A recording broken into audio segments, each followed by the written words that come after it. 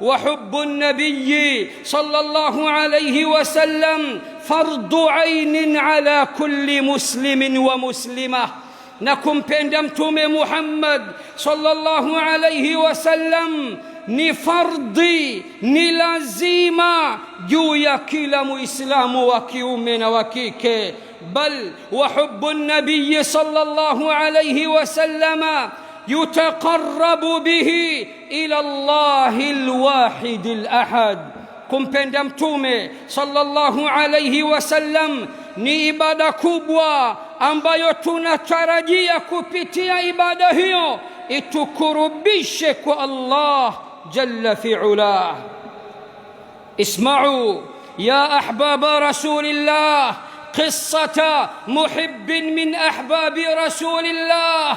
sikilizeni enyi wapenzi wa bwana mtume Muhammad sallallahu alayhi wasallam, kisa hichi cha mmoja katika wapenzi wa bwana mtume Muhammad sallallahu alayhi wasallam. جاء في صحيح البخاري وصحيح مسلم. imekuja katika صحيح البخاري hadithi nambari 3385 na katika صحيح مسلم hadithi nambari 6803 أن ابن مسعود رضي الله تعالى عنه وأرضاه قال أنا تسمليا أنا تحدثيا صحابا مكبوة كبسا وبنا متوم محمد صلى الله عليه وسلم عبد الله ابن مسعود.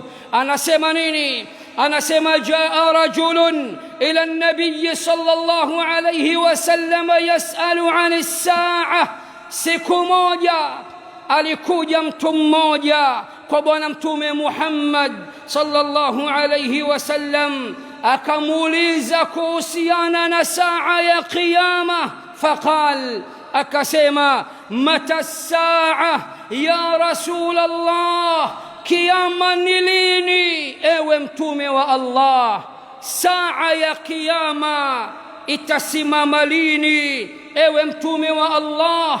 Na mtume sallallahu alayhi wasallam kabla ya kumjibu akamuuliza suali zito sana, very technical question.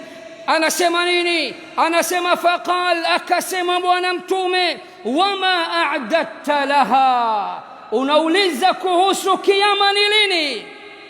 Kabla sija kujibu, niambie basi kiyama umekiandalia nini?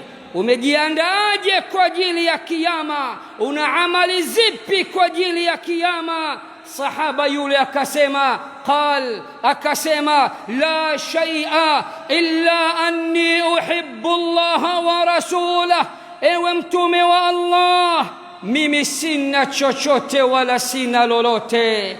Kikubwa ambacho nimejiandaa kwa ajili ya kiyama, mimi nampenda Allah, Mola wetu, muumba wetu, mlezi wetu, ambaye tunamsujudia kila siku, lakini pia nampenda mtume wake Muhammad.